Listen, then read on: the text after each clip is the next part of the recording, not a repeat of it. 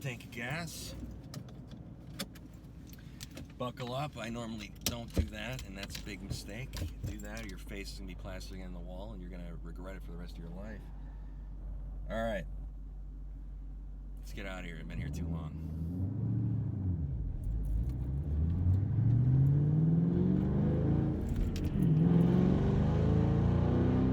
I won't talk too much. Drive it a little bit. You can hear it.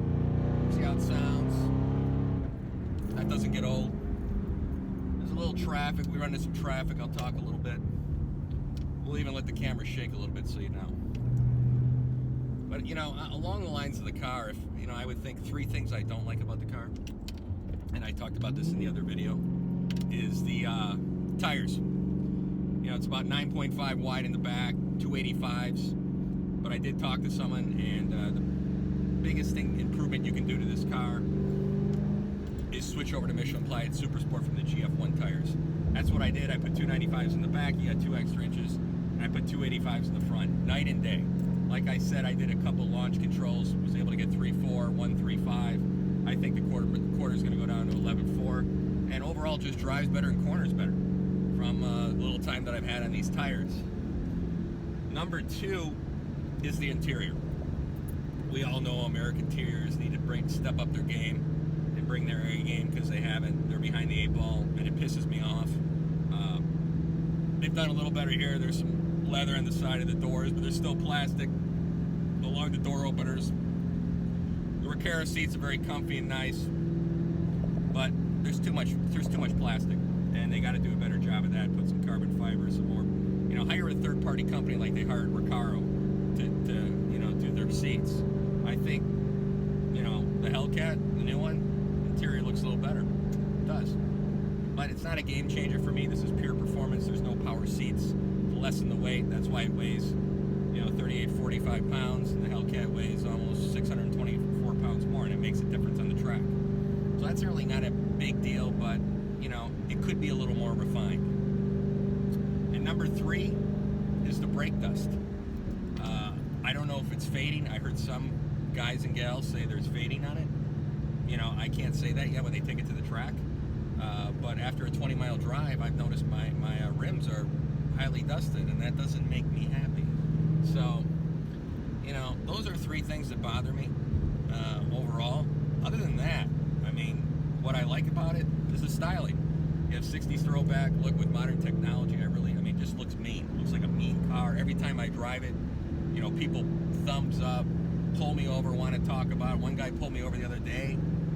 I mean, this was last time I was driving it, and we ended up talking about cars for like an hour. So every time I take this out, it does it. I mean, just heads turn. People love it. I mean, every douchebag in LA's got a Mercedes and you know, BMW. You know, I haven't seen one Cobra on the road.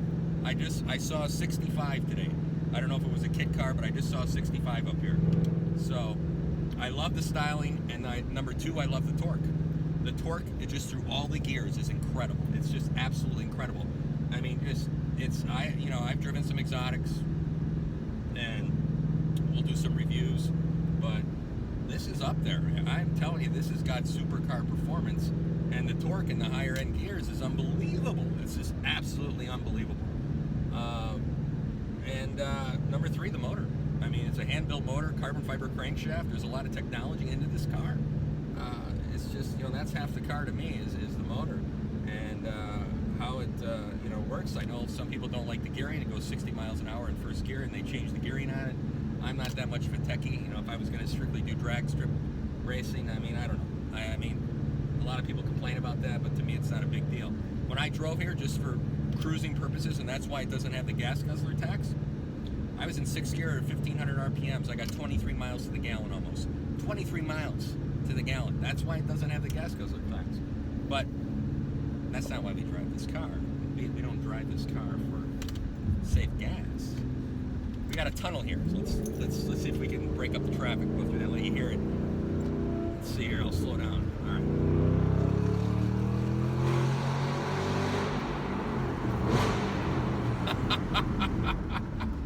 That never gets old, baby.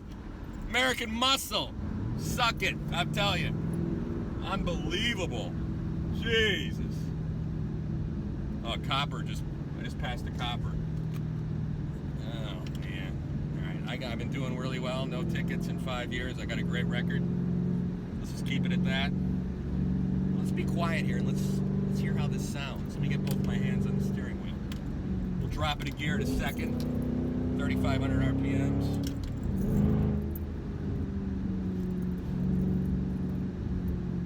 Steering set up nice. I like it.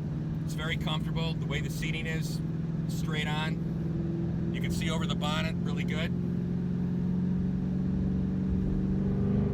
You know, I heard about the understeer a little, you know, but they've improved the handling on these cars, I'm telling you. And we were on the Autobahn in my friends, and we got up to 196. And his is almost completely stock. So, hold on a sec here. Okay. Got a little room to play. Corner, that's good. Went hard in that. Dropping it down. Riding this guy's ass. Well, I'll tell you, today's not a good day. There's a bunch of old women up here. I think we got another tunnel. Oh, they're gonna let me pass it. Okay.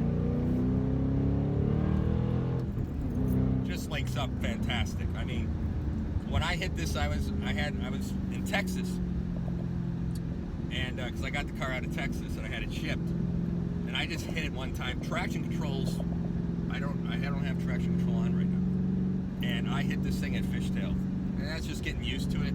But I am telling you, the tires right now, it's just phenomenal. It's phenomenal. It just corners so much better. It's cleaner. I drop it, the tires aren't spinning. Got a light here, and yeah, it's just, you know, the transmission a little rough in the beginning. When it warms up, like anything, it's smooth. Now that I put about 32 miles on, I can tell it's just a lot smoother. The clutch, people think it's kind of heavy. You know, I got some legs on me, and it's a little heavy. You just got to get used to it, but it loosens up after a little bit. If I can get around this truck, maybe get it up to 100. I'm not worried about doing that at 100. So like I said, I've been in the Hellcat. That's the comparison. Everyone wants to compare this to the MotorTrend articles. Actually, they say, you know, we don't compare it to the Hellcat because they don't make the Snake anymore, even though the Snake's faster. Well, the fact is, it's faster. Corners better. Brakes better. But, like I said, I had a Dodge Viper. However, the interior cracked, broke down 5 times. I got rid of it. It's a rough riding car, but I had some good times with it. And I had a Cuda, not a nice one, the 70. Needed a lot of work at that time and didn't want to take it on. And I'm in the market right now for a 71 Cuda. So don't get me wrong, I love both cars. Got another tunnel here.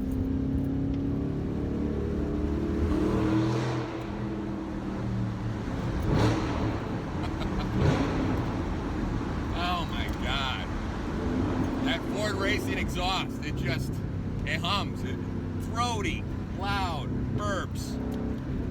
I mean, it's a good exhaust from the factory overall. That's what I read about it, and it is. But this is another level, another level. Got another one here. Drop it to second. Going about 60.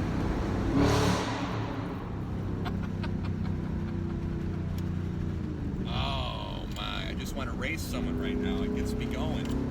I feel like I'm on the track. I got a truck in front of me. I'm sorry I don't have the front camera. I'm not sophisticated yet. This is for my own enjoyment right now. You know, I'm not doing YouTube to make money here. Just occupying my headspace and maybe can share a little of my life with you. It's an ambiguous, weird life. It's smooth, it's revving well. I got the supercharger boost gauge look here. It has a navigation. I don't use navigation anyway, but I got it. It looks nice, it's clean. I mean, the dash is clean. Okay, we got a truck stop here. I just passed this truck. I think I can.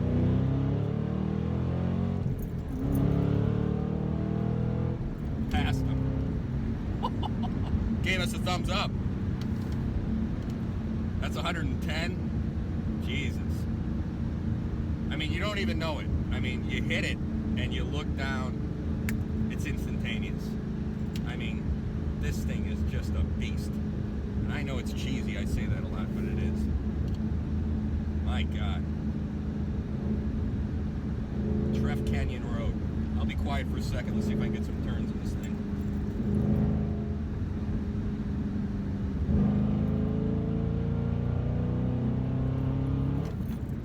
Oh, that was 100. 100 kilometers.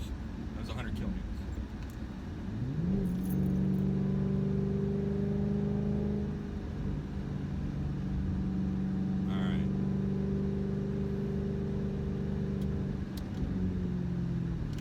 Ladies and gentlemen, this has been fun. We got a lot of traffic today. But like I said, going forward, we'll take this out. My friend's got a Hellcat. He's just out of town a lot. He's got the 18 wide body.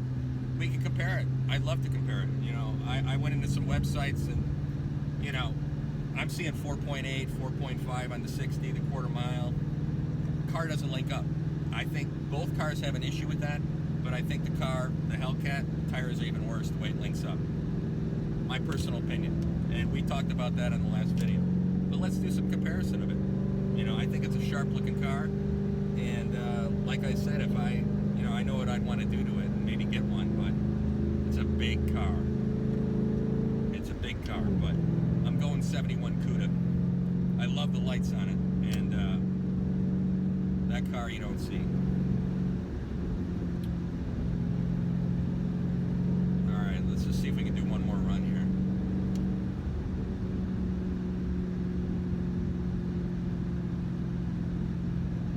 Get it up to 100 kilometers.